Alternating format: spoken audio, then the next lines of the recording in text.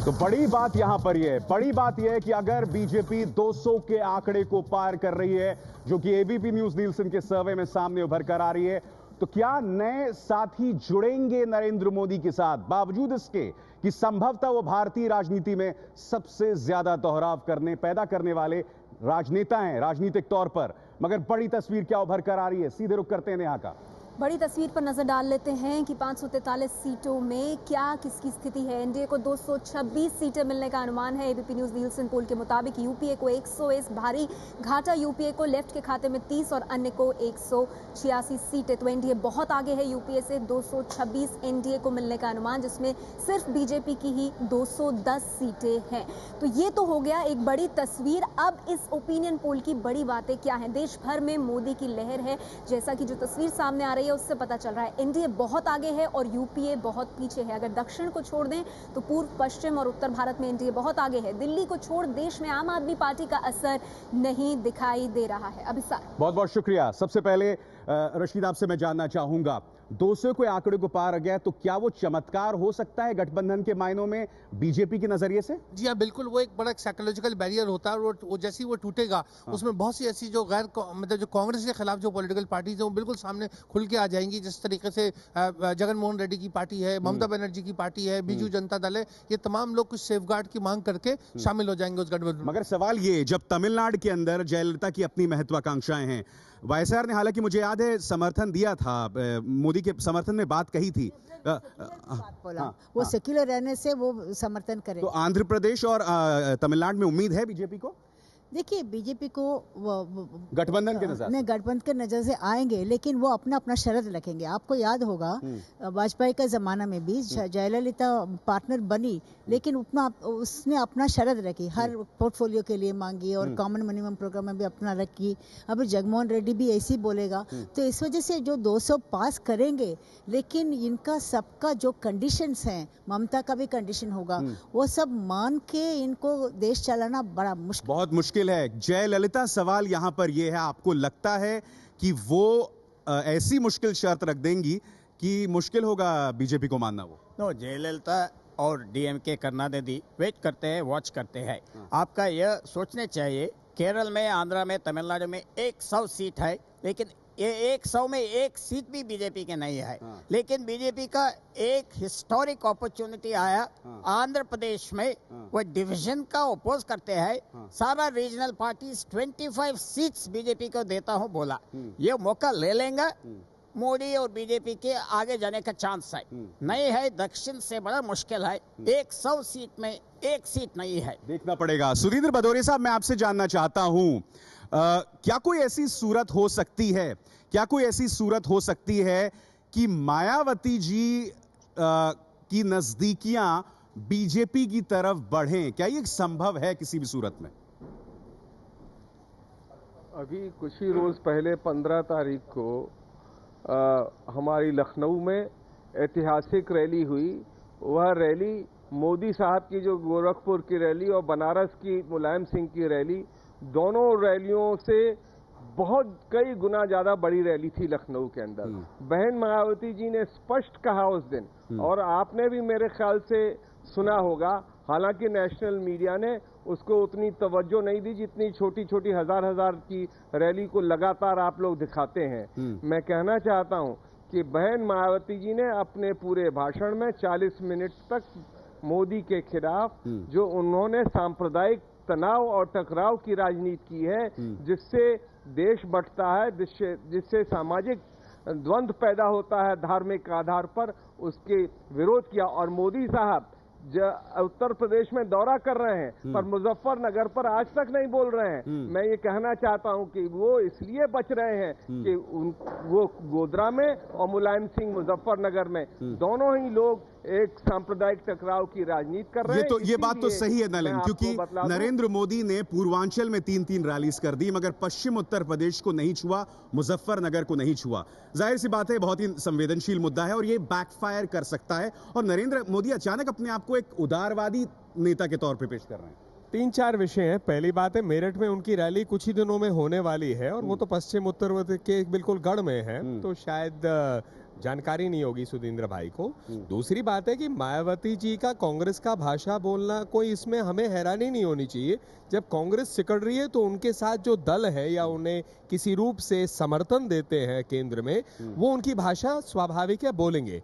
तीसरी बात जो है, देखिए दंगों की राजनीति पे राजनीतिक रोटी सेकने का काम भाजपा नहीं करती, बाकी दलों का एक ये मात्र है। मोदी जी के ऐड को आज पढ़ लीजिए आप, उनके उनकी स्पीच को सुन लीजिए नेशनल काउंसिल में। उन्होंने कहा भ्रष्टाचार से मुक्ति, महंगाई से मुक्ति, बेरोजगारी से मुक्ति, महिलाओं का सम्मान, बच्चों का शिक्षा, किसान का उत्थान। अगर ये एजेंडा फॉर गवर्नेंस नहीं है तो क्या है? सवाल ये शहजाद की ऐसा लग रहा है, अंग्रेजी में जुमला है बेस्ट। आगरा में उनको सम्मानित करते हैं, 2 विधायकों को आगरा में उन्हीं को सम्मानित करते हैं। ये कह रहे हैं कि वो राजनीति नहीं करते, वो सबसे ज्यादा राजनीति करते हैं। जी बिल्कुल, और खासकर आरोपी विधायकों आरोपियों को अगर सम्मानित किया जाता है तो बहुत अच्छा संदेश नहीं जा रहा है नलिन। इस पे अगेन भदौरिया जी को शायद जानकारी कम हो कि उत्तर प्रदेश में समाजवादी पार्टी की सरकार है और कांग्रेस, भाजपा और समाजवादी पार्टी कभी भी काल्पनिक रूप से भी एक साथ नहीं दिख सकते। और उनकी सरकार ने ऐसे कठोर उन्होंने लगाए थे उनके ऊपर आरोप, लेकिन सबूत नहीं प्रेजेंट किया। बाकी इच्छाओं से तो भदौरिया जी कुछ भी किसी को। सवाल यहां पर यह है शहजाद, आपको नहीं लग रहा अंग्रेजी में जुमला बेस्ट ऑफ बोथ वर्ल्ड्स जिक्र किया उन्होंने? मोदी उन तमाम चीजों की बात कर रहे हैं, उनकी हिंदू हृदय सम्राट की छवि भी वहां है। तो ऐसे में अगर यह शख्स दोनों चीजों को भुना रहा है तो ये तो आपके लिए बहुत बुरी खबर है। मैं 30 सेकंड लेना चाहूँगा। पहली बात तो ये है कि ना केवल इनका रुख माइनॉरिटीज़ की तरफ अलग है, पर एक हॉस्टाइल है, पर यह बात गौर करने की है कि इन्होंने हिंदू लोगों को भी जिस तरीके से अपीज किया है और एक्सप्लॉइट किया है। चुनाव से पहले राम मंदिर, आर्टिकल 370, ये कहते हैं आज इनका एजेंडा ये नहीं है। सुब्रमण्यम स्वामी जो इनके ही नेता है कहते हैं कि हमारा, मगर मोदी के तेवर तो बदल गए, मोदी के तेवर तो बदल गए उनके भाषणों में। कहते बात सुनिए, भारतीय जनता पार्टी को आर्टिकल 370, राम मंदिर और ऐसे कई मुद्दों पर अपना स्टैंड क्लियर करना चाहिए और फिर एलाइज बनाने की कोशिश करनी चाहिए। इनके एक नेता एक बात करते हैं, दूसरे नेता दूसरी बात करते हैं। इन्होंने अभी यहाँ पे बात की है कि आजकल मोदी जी ने सैफरन कुर्ता पहनना छोड़ दिया है क्योंकि वो एलाइज की खोज में है। ये अभी मुझे बात बताई। मतलब इमेज मेकओवर की भरपूर कोशिश की जा रही है नलिन जी, ये तो आप मान लीजिए। हम पर कोई भी आरोप लगा दीजिए, लेकिन राहुल गांधी जी की एड मोदी जी के वाक्यों को उठा ले, इतनी हमारे यहाँ दिवालियापन और कमी नहीं। मैं उस बहस पे नहीं जाना चाहता। केसी त्यागी साहब बहुत कुछ कहना चाह रहे हैं, बताइए केसी जी, त्यागी साहब। मैं बहुत संक्षेप में कहना चाहता हूं, 30 अक्टूबर 2013 को गैर कांग्रेसी, गैर बीजेपी दलों का दिल्ली में सम्मेलन हुआ था सांप्रदायिकता के खिलाफ। जो आप कह रहे हैं अलाई मिलेंगे, तो मैं कुछ गलतफहमी दूर करना चाहता हूं।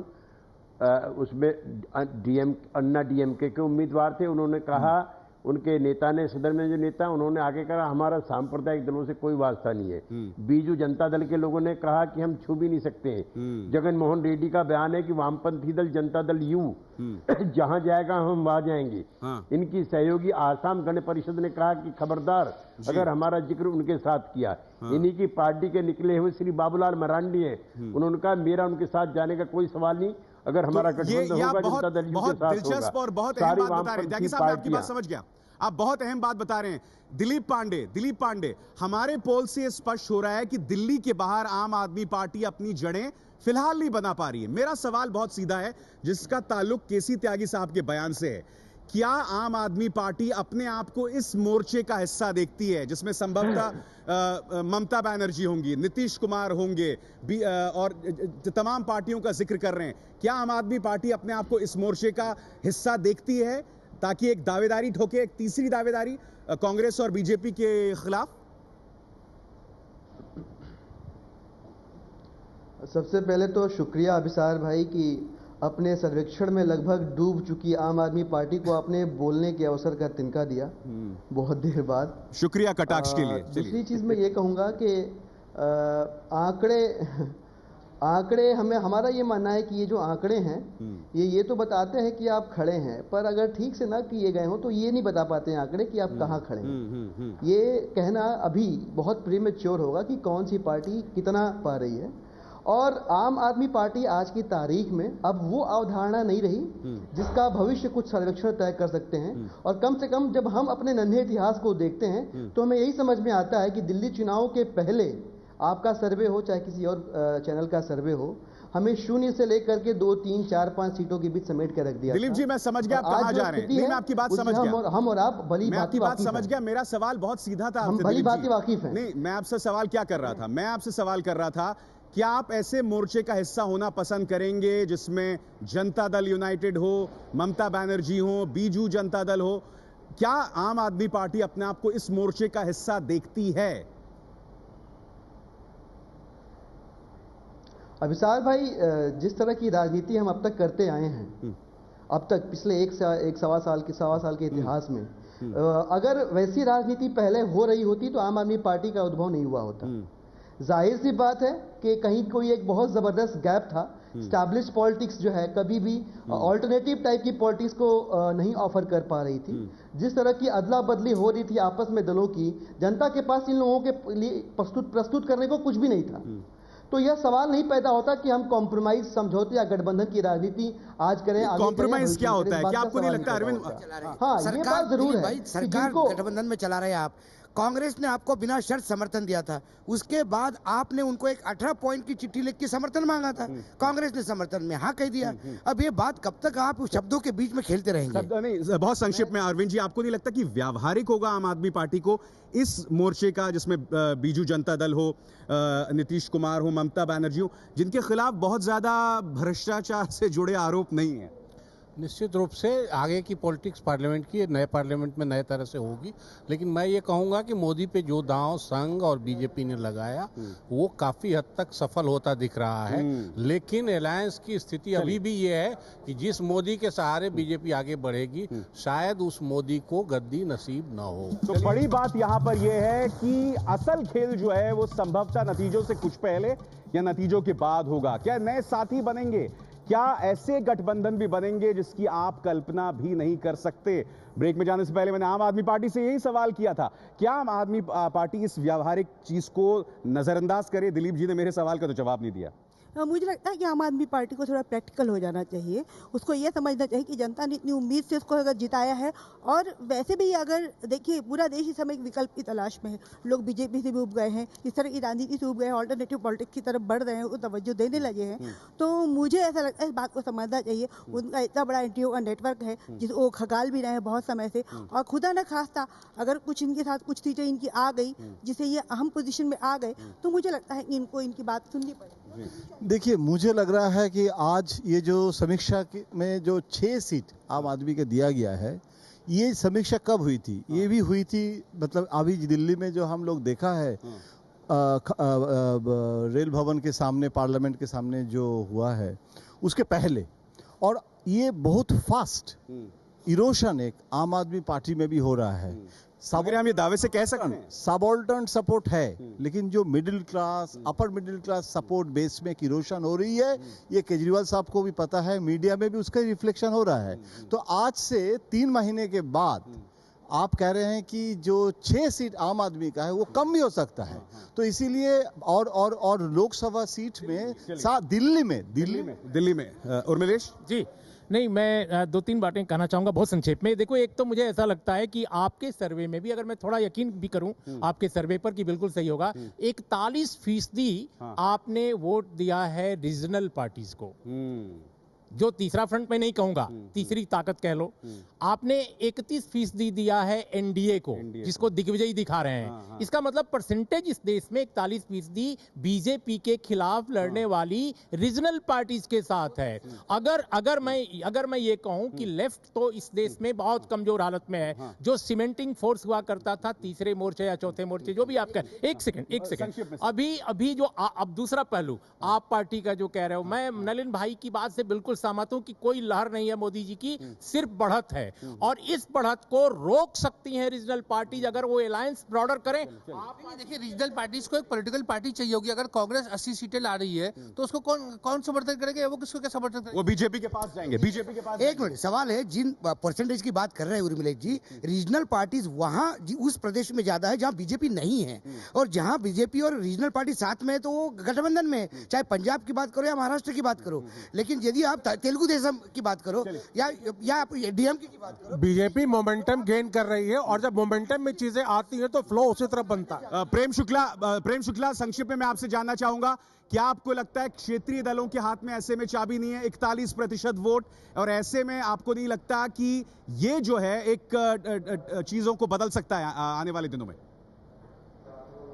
जैसे ही सत्ता का रथ जो है वो राजपथ पर दौड़ेगा मोदी के नेतृत्व में, वैसे ही तीसरी शक्तियां उसके पीछे चली आएंगी। सिर्फ साम्यवादी दल जो है वो नरेंद्र मोदी के नाम पर हो सकता है कि ना साथ आए, क्योंकि साम्यवादी आज तक कभी त्यागी साहब आप भारतीय जनता पार्टी के नेतृत्व में गठबंधन नहीं स्वीकारे। त्यागी साहब आप बिल्कुल सहमत नहीं? सारे के सारे लोग, किसी के लिए अस्पृश्य नहीं है भाजपा।